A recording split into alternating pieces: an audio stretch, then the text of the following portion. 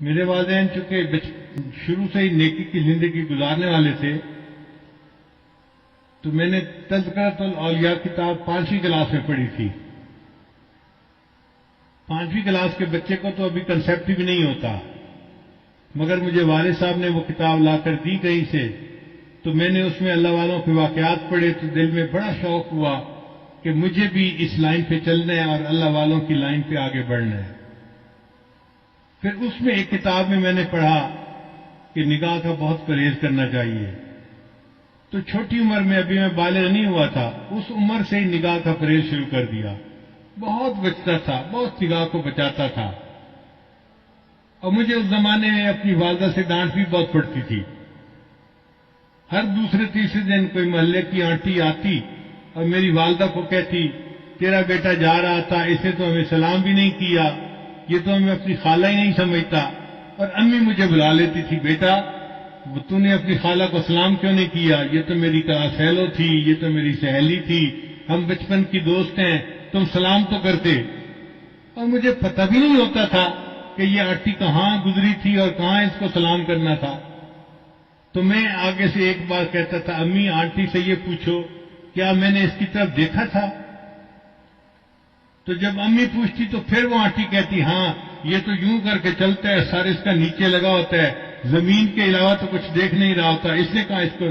میں نے کہا امی مجھے یہ بھی نہیں پتا میرے پاس سے مرد گزرا ہے یا عورت گزری ہے، میں کس کو سلام کرتا؟ تب جا کے میری جان چھوٹتی تھی۔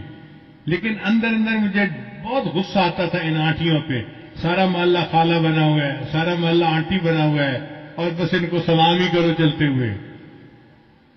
لیکن نگاہ کی اتنی حفاظت کا بہت فائدہ ہوا۔ مجھے آتے جاتے جوتوں کی آواز سے پتہ چلتا تھا کہ قریب سے کون گزر رہا ہے۔ عام طور پہ مردوں کی جوتوں کی آواز اور ہوتی ہے اور عورتوں کے جوتوں کی آواز ڈیفرنٹ ہوتی ہے۔ اس سے اندازہ ہو جاتا تھا کہ قریب سے گزرا کون ہے، ورنہ کپڑا بھی نہیں دیکھتے تھے کہ قریب گزرنے والا کون تھا۔ اتنی نظر کی حفاظت کرنی ہوتی تھی۔ اس پر اللہ رب العزت نے پھر جو مہربانیاں کی وہ اب کیا بتائیں آپ کو۔ ہمارے ایک ساتھی ہیں،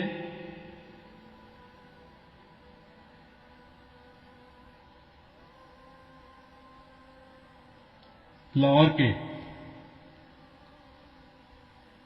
ایک دن مجھے کہنے لگے کہ میں آپ کو ایک بات بتاؤں، مجھے حضرت نے بتائی۔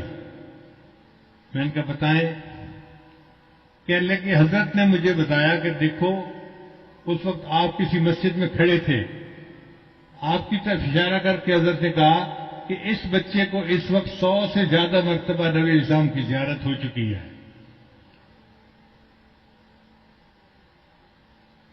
میں سن کے حیران ہو گیا، اور حیرت مجھے اس کی تھی کہ پتہ اس کو کیسے چلا۔ اس نے کہا جی کہ مجھے حضرت نے یہ بات بتائی تھی، شیخ نے یہ بات بتائی تھی۔